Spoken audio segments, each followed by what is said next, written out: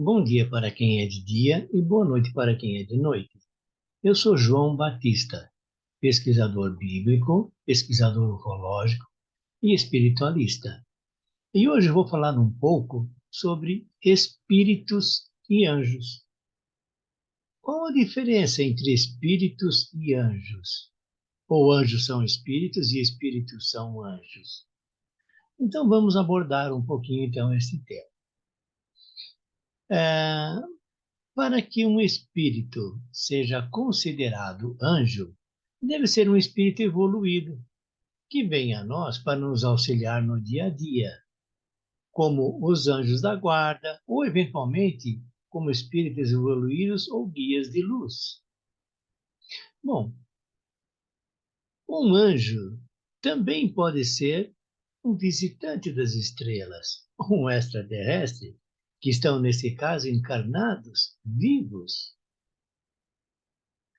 Os anjos ou espíritos possuem uma hierarquia em função da sua evolução, sendo tradicionalmente dividido em 9 coros ou ordens angélicas. E nós temos os serafins, querubins, tronos, dominações, potestades, virtudes, principados, arcanjos e anjos. E essa qualificação é ainda distribuída em 3 hierarquias principais, sendo a primeira hierarquia os serafins, querubins e tronos.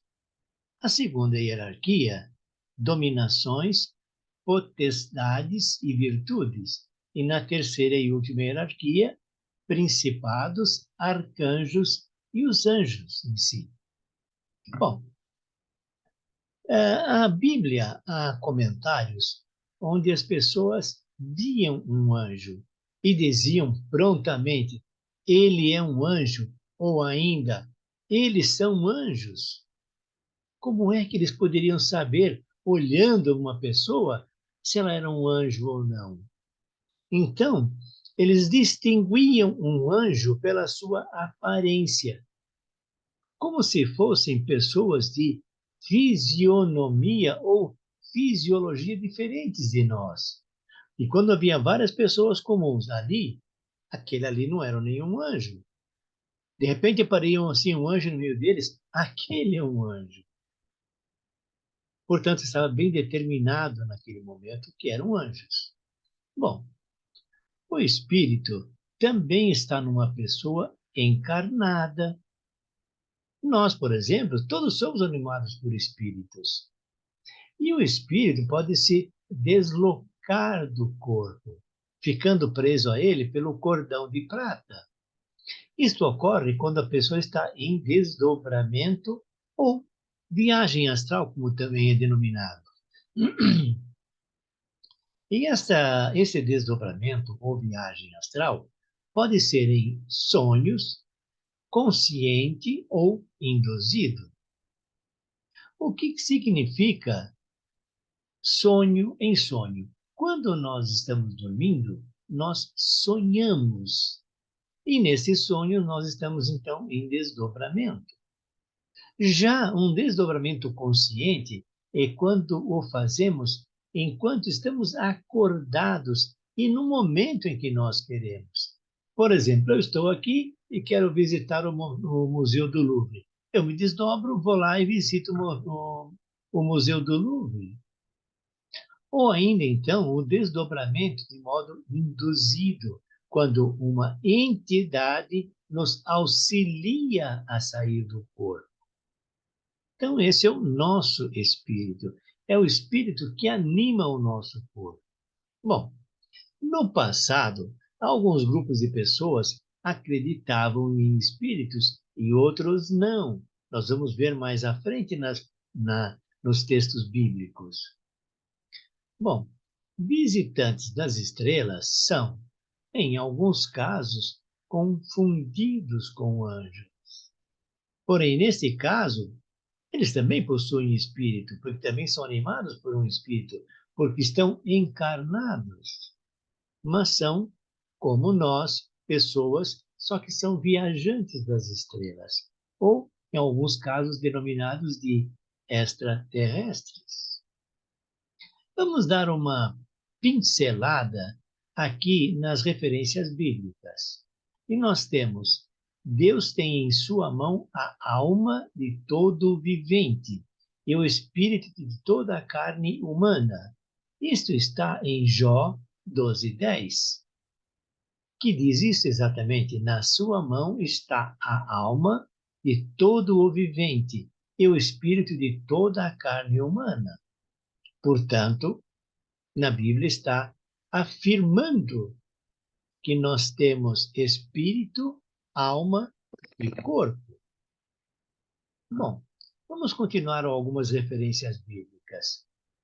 Deus colocou diante do jardim do Éden os querubins, com o cintilar de espadas fumegantes, para guardar o caminho da árvore da vida.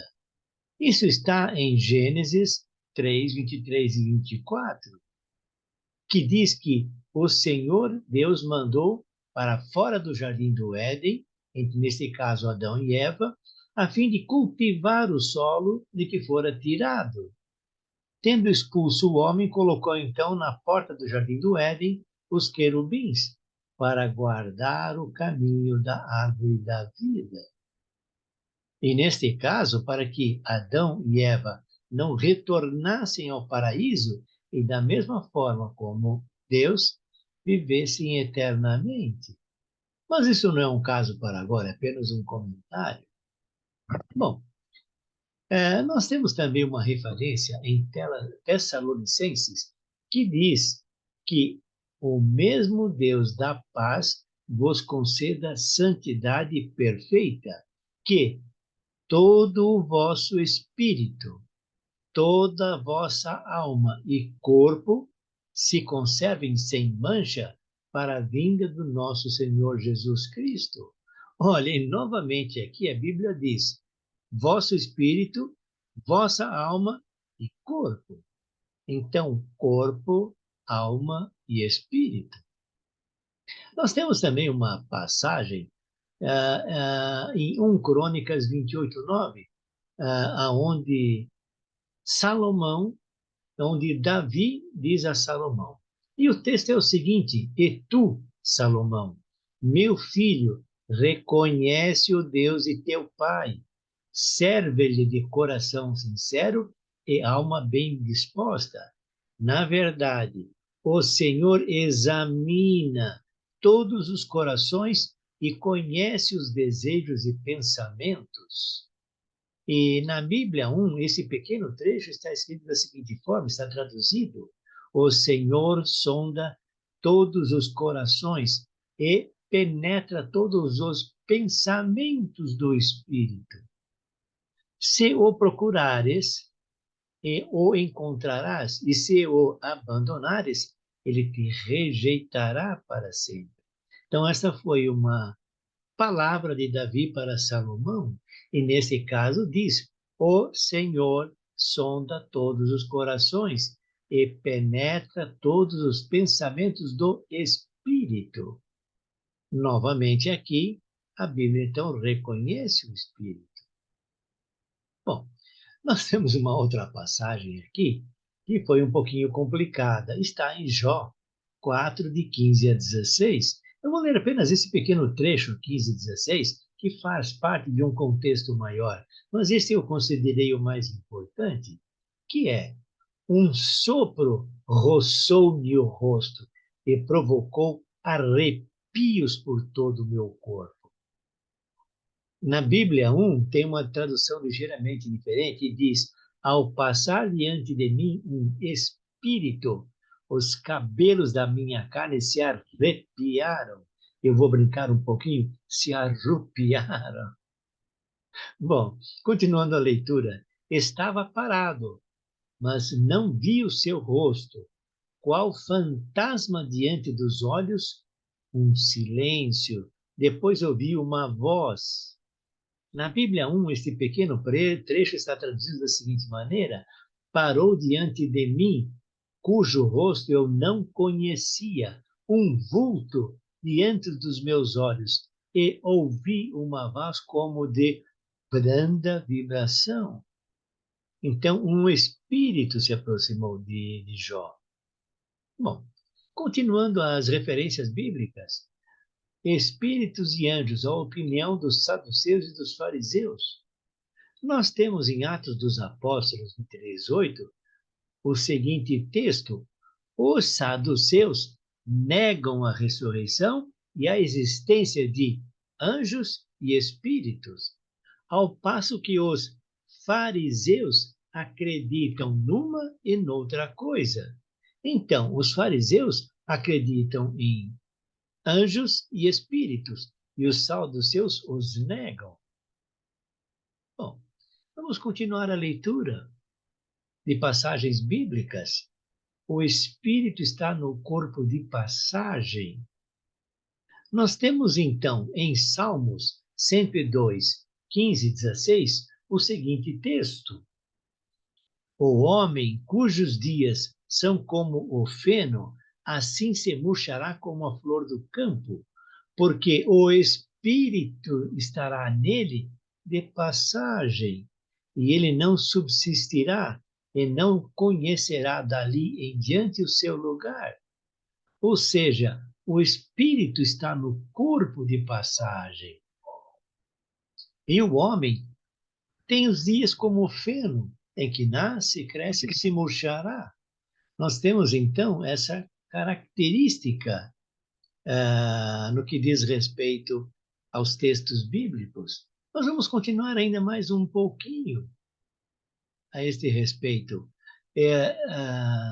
Nós temos em Jó 13:13 o seguinte texto: calai-vos por um pouco, para que eu vos diga tudo aquilo que o meu espírito sugerir. Então, neste caso, Jó estava aguardando que o seu espírito, o seu eu superior, conversasse com ele para que ele dissesse alguma coisa para as outras pessoas. Novamente, aqui nós temos o reconhecimento do espírito na Bíblia. Nós temos ainda uma última referência bíblica que eu coloquei aqui, que se denomina rapto de espírito. Vamos ver o que está escrito em Atos 10, 9 a 16. Aqui nós temos, então, a visão de Pedro em Jope. No dia seguinte, enquanto caminhava e se aproximava da cidade, Pedro subiu ao terraço para rezar por volta do meio-dia. Sentiu fome e desejava comer. E enquanto preparava a comida, caiu em êxtase. Olhem bem, caiu em êxtase. Esta é a tradução da Bíblia 2. E este pequeno trecho está traduzido na Bíblia 1 como: sobreveio-lhe um rapto de espírito. Viu o céu aberto e alguma coisa como uma grande toalha sustentada por 4 pontas baixando à terra. Aqui há mais algumas coisas escritas, mas o importante que eu separei aqui é: a Paulo sobreveio-lhe um rapto de espírito. O que podemos interpretar com rapto de espírito? Será que porventura pode ser um desdobramento?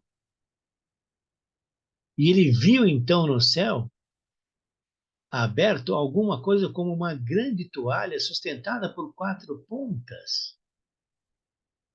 Bom, com este pedacinho eu encerro a parte dos textos bíblicos que eu separei para esta palestra. Porém, nós temos ainda uma outra referência que vem lá do Vaticano. Nós temos o Monsenhor Conrado Balducci, que disse: que diferença faz se os anjos, em vez de asas, tiverem astronaves? Se existirem, não são uma ameaça. E que os cientistas não devem destruir o relato de pessoas que vivenciaram manifestações de ordem extraterrestre e nem menosprezar o fenômeno UFO, suas testemunhas e seus pesquisadores. Olha só, o Monsenhor Conrado Balducci, que era muito ligado ao Papa, falou exatamente isto. Que diferença faz se os anjos, em vez de asas nas costas, tiverem astronaves? Eu até acrescentaria uma brincadeira, tivessem propulsores nas costas. Ele disse mais: se eles existirem, não são uma ameaça. E acrescenta: os cientistas não devem destruir os relatos de pessoas que vivenciaram manifestações, ou seja, pessoas que foram contatadas ou abduzidas por extraterrestres. E nem menosprezar o fenômeno UFO, não menosprezar as suas testemunhas e não menosprezar os seus pesquisadores. Olhem bem o que está escrito, o que o Monsenhor Conrado Balducci falou. Ele era uma pessoa muito ligada ao Papa. Bom, com isto eu encerro hoje esse pequeno pitaco, que é o meu sexto pitaco com João Batista. E eu desejo a todos e a todas uma feliz semana. Ah, e caso alguém gostar desse meu conteúdo, clique naquele breguetinho do gostei e se inscreva no nosso canal, para que com isso nós possamos fazer mais conteúdo. Bom, Deus abençoe a todos e a todas. Namastê. Eu sou João Batista.